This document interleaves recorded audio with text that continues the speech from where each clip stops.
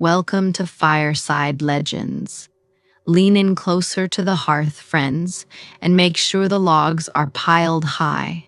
Tonight, we explore the one thing we all claim to crave, but few of us have ever truly experienced: absolute silence.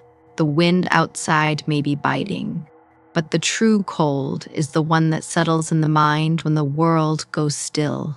We often think of quiet as a sanctuary, but tonight's tale, The True Zero, suggests that the noise of our world is the only thing keeping us safe from what lives in the void. Dim the lights, and let's begin. Silence is a lie. In the modern world, true quiet does not exist. We are born into a world of constant vibration, and our brains interpret that background noise as safety. When the noise stops, the mind finds an evolutionary terror buried since the dawn of time. Julian, a senior acoustic engineer, was obsessed with the true zero, a state of silence where no external vibration could reach the ear. He traveled to a facility 3 levels beneath the Norwegian permafrost, accessible only by a long, creaking elevator that felt like a descent into the throat of the earth. He came to enter the dead room, an anechoic chamber lined with 4-foot carbon foam wedges designed to swallow every stray sound. The foam was so black it seemed to drink the light from his torch, a black hole for physics. Dr. Eris, the site director, warned him as she checked the seals on his suit. The human mind wasn't built for a vacuum, Julian. The silence isn't empty. It's a weight. Some of my researchers refuse to enter alone. They say the quiet has a way of looking back at you. Julian only smiled, his ambition blinding him to her concern, and stepped through the triple-sealed doors. The heavy click of the lock vanished instantly, leaving a void that made his head spin. He sat on a stool in the center of the mesh floor and started his stopwatch. During the first 10 minutes, the silence felt like a luxury, but as his ears adjusted, his internal world amplified to a terrifying degree. By 15 minutes, he could hear the clicking of his own joints and the wet slide of his eyelids during a blink. He began to feel phantom touches on his skin, the nerves firing blindly in search of external stimuli. He recorded observations into a throat mic, but his voice sounded flat and dead, sucked away by the foam before it could even leave his lips. At 30 minutes, the hallucinations arrived. A faint scratching sound came from the corner-long fingernails dragging across the porous foam. Then came a whisper. A wet, aspirated exhaling of words that sounded like his own name spoken by someone underwater. He refused to turn around, sweating despite the chill. The temperature plummeted. The silence no longer felt like an absence of sound. It felt like a thick, invisible fluid pressing against his skin, entering his pores. Then he heard it. Heavy, rattling breathing that was not his own.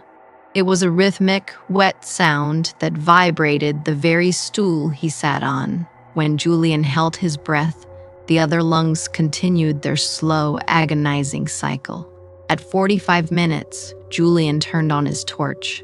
The beam illuminated a figure hanging from the ceiling rafters directly above him. It was impossibly thin, its limbs elongated and twisted like old roots. It had no skin, only a layer of translucent gray membrane that vibrated like a speaker cone with every breath it took. It had no eyes, but its mouth was a wide, black rift, drinking in the silence Julian had created.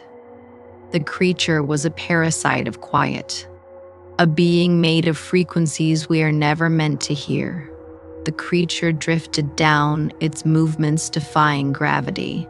As it neared, the pressure in Julian's ears became agonizing, the silence becoming a physical scream.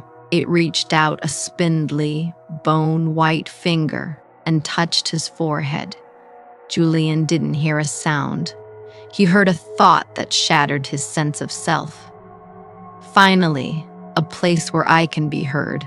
Outside, Dr. Eris watched the monitors with growing dread. Julian's heart rate wasn't just spiking, it was oscillating in a pattern that matched no known human rhythm. She hit the emergency release and burst into the room. She found Julian staring at the ceiling, a dark, oily liquid leaking from his ears. He wasn't dead, but his pupils were fixed and dilated, staring at a point in the air that seemed to shimmer with heat. Julian's hand shot out, gripping Eris's wrist with iron strength. "Do you hear it?" he whispered. His voice was no longer his own. It was a choir of dissonant, overlapping screams. The true zero isn't empty, Eris. It's the sound of the things that hide in the noise. We are the static that keeps them out. And I just turned the volume down. The facility lights burst in a shower of sparks. Julian's mouth opened wider than humanly possible, emitting an oscillating tone that shattered the observation windows and sent cracks spiderwebbing through the concrete walls. Then, absolute silence returned, a quiet so deep it felt like the end of the world.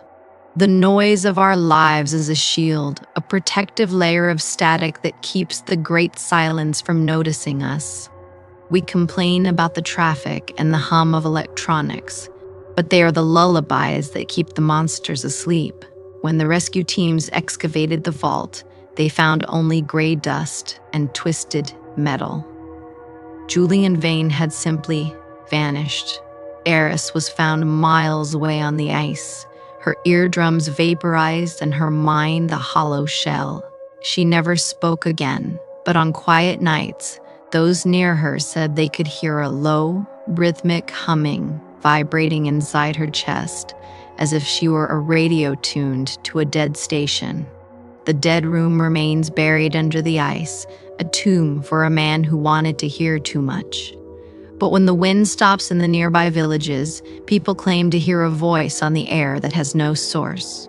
It is the sound of the true zero, inviting the weary to come and see what lies in the heart of the quiet. Be careful what you listen for. Some silences are meant to stay unbroken.